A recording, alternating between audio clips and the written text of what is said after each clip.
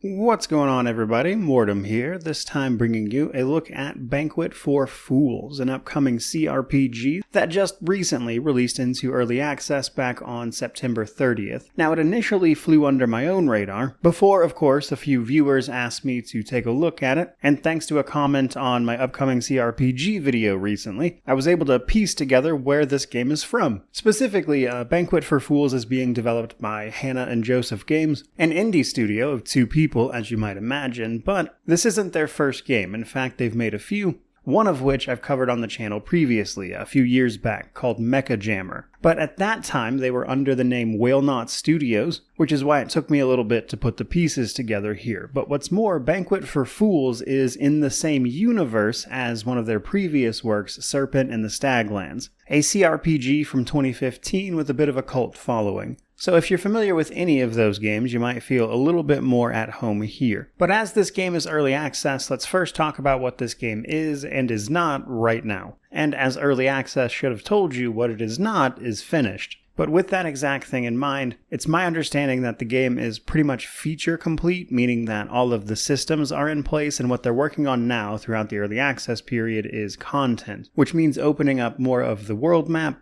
and filling those spaces with things to do. So right now, what's in early access, if you chose to buy it at $20, is the initial prologue and the first area of the game with a couple of quests to do, where you can also engage with the bulk of the game's systems, including things like spell crafting, just regular crafting, and the skills and systems associated therein. So, as always, with pretty much any early access title, unless you are actively invested in providing feedback, then you're probably best off holding off. But from there, let's talk a little bit about the story of this one. So, in Banquet For Fools, we're going to be leading a party of 4 custom adventurers through a somewhat alien world as they track down the bizarre happenings around a village that has just completely disappeared without a trace, which comes at an especially inopportune time for the lord of the land, who has just recently sailed to this deserted island to set up a colony and farm spice here, only to be attacked by a rival who he has to spend all of his resources fending off at the moment. So he calls for volunteers, and your party takes up that call in order to go investigate this village situation.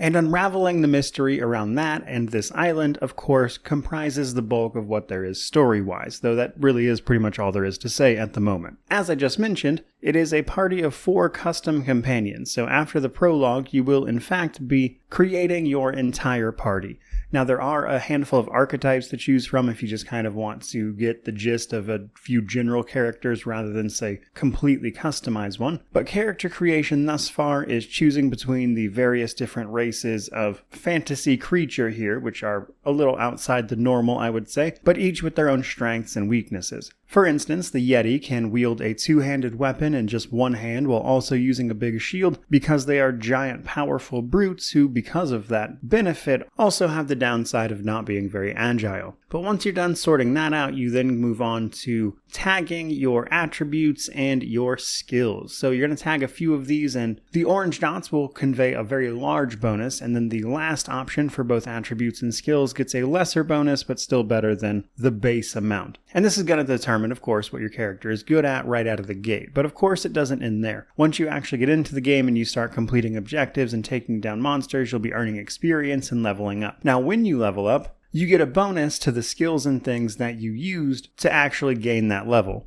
And then you'll also be able to increase an attribute at this time as well. So those are not completely set in stone from character creation. Now, best I can tell, at least right here in this early access period, anything that hits like 40 seems to be very good. Now, as I already mentioned, content is a little bit on the light side, but let's talk about running around and what you can expect. So once you get out of the prologue, you'll get dumped into this first little map area with your party, and you can actively start running around and investigating. And this means running around and talking to people, having conversations, potentially picking up a few side objectives, and also gearing your party out for the journey ahead, which means stopping by shops. Now, something I liked right away is that when you go to these shops, you can actually just click on items and pick them up straight away, which will buy them without you actually having to interact with a menu in a way that feels really quick and snappy, which I always appreciate myself. But there are other ways to interact with these things. For instance, there seems to be a working stealth system that will allow you to jump into stealth, potentially rob shopkeepers, and simply get up to and into things you should not be. But that's that's hardly the only way to supply yourself. So in addition to all that stuff, there is also just a basic crafting system that you can utilize field kits for, letting you do things like replenish your arrows or craft your elixirs along the way. But obviously, a big draw here is going to be combat. So